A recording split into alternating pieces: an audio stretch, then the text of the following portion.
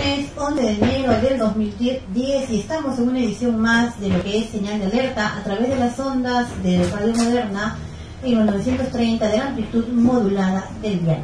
En la mesa de conducción los saluda Flor Rodríguez La Torre y cuando ya son las 4 de la tarde en la hora oficial en todo el país, aquí comienza Señal de Alerta. Son los principales titulares de los medios de comunicación el día de hoy. Desde el principio tuvieron problemas y objeciones, dice el sacerdote Ricardo Álvarez, perteneciente a la Comisión Investigadora de los Sucesos Trágicos de Baguá. El Tratado de Libre Comercio con Estados Unidos arroja un balance negativo para el Perú. Choque en Concepción entre terroristas y narcotráfico, dicen las noticias, causa del profundo deceso de Carlos Ventura Soberón, Barbarán, oficial de nuestro ejército. Un aprista como auditor en Sedapal. Esto es la información que tenemos en mesa de edición y vamos a desarrollar los principales titulares del día de hoy aquí en Señal de Alerta y en Radio Moderna en el 930 de la amplitud modulada del día. Bien, el día de hoy con el editorial de Señal de Alerta, Gerardo Mujica.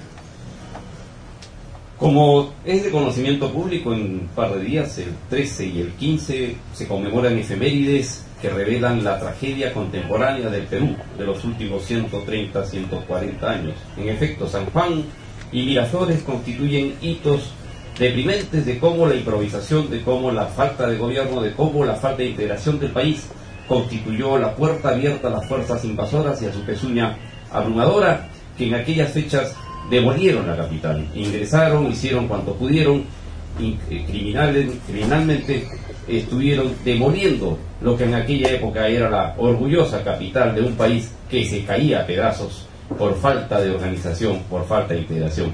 En efecto, como se sabe, es hasta probable que los 13 y el 15 sean, abro comillas, olvidados, cierro comillas, por el Congreso, por el gobierno, por las instituciones que han entendido mal ese adefesio de las líneas separadas, creyendo que el olvido de la historia, la falta de reminiscencia de los hechos que fueron parte de la integración de la sociedad y de sus fuerzas actuantes, es una forma moderna de ser y dar buenos gestos al vecino del sur, en un año en el cual Chile presenta su contramemoria en marzo ante la Corte Internacional de La Haya por el contencioso limítrofe al que el Perú ha llevado.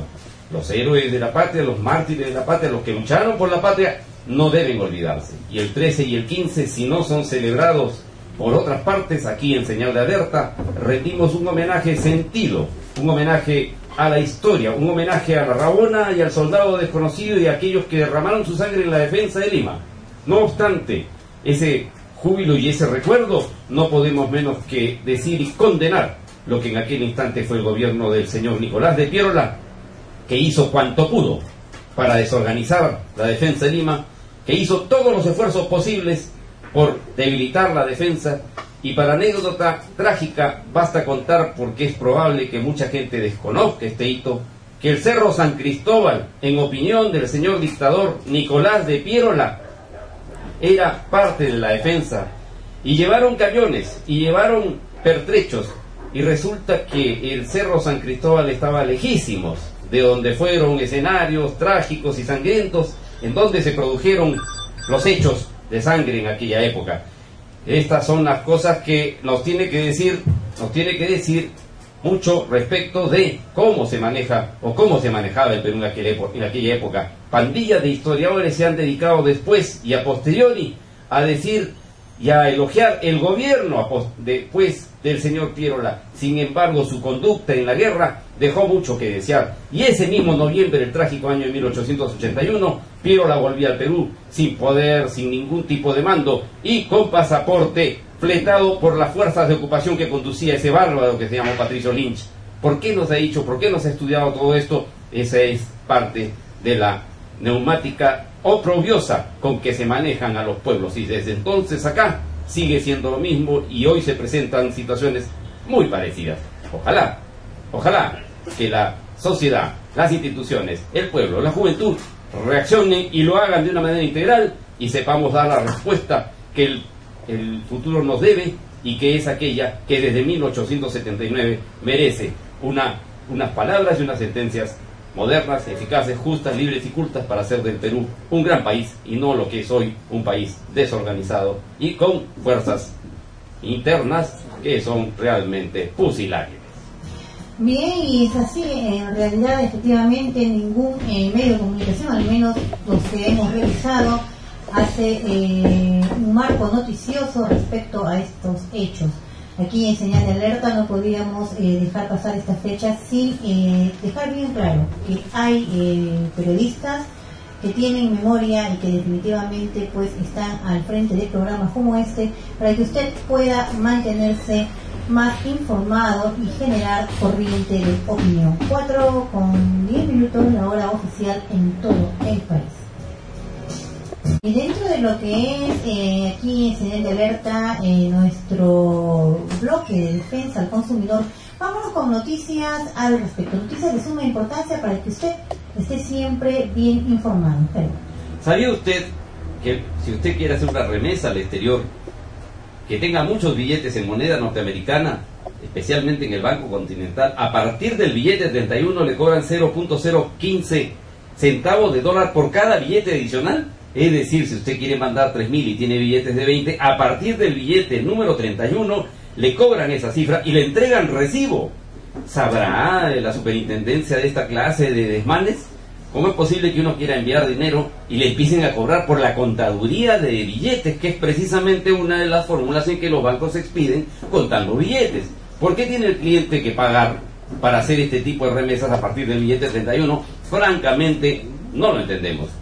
Otra cosa, ¿sabe usted que cuando ingresa al Jockey Plaza, haga o no haga ninguna transacción, compre o no compre, el negociazo del centro comercial es el estacionamiento de 3 soles?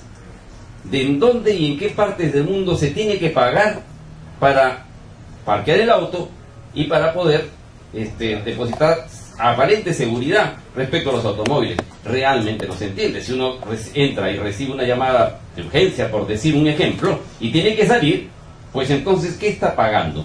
¿No basta acaso el alquiler? ¿No basta los costos altísimos de los negocios que sufragan precisamente todos los costos?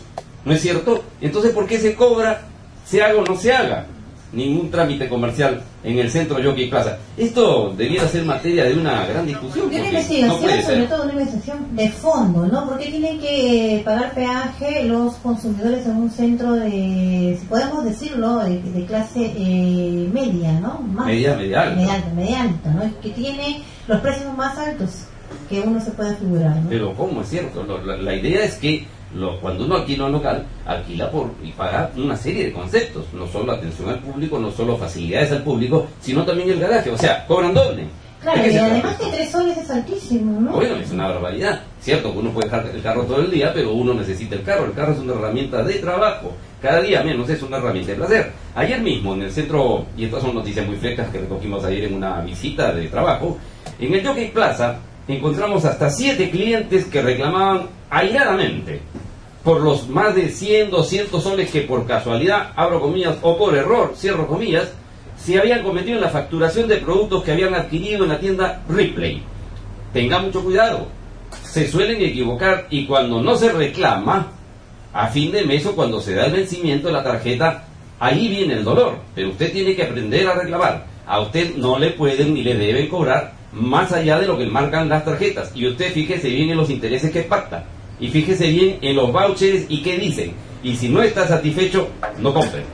Aguarde a tener el dinero y no le regale plata a empresarios injustos que hacen del error una forma de enriquecerse más. Esto lo vi con mis propios ojos, no me lo contaron. Claro, pero lo que sucede también es que por falta de liquidez las personas a veces deciden comprar con tarjeta. O sea, piensan, digamos, que la tarjeta, ese billete plástico es la solución a todos los problemas. Y a veces no se fija en las letras pequeñitas que de pronto vienen cuando tú firmas la hoja de solicitud de la tarjeta. No la miras, no la fijas, no te das cuenta, recibes la tarjeta y a gastarla se ha dicho. Como no, Florecita, pero dicen los gringos que las tarjetas de crédito es un dinero plástico que también compran problemas. Y quien quiere problemas y lo busca, va a tenerlos.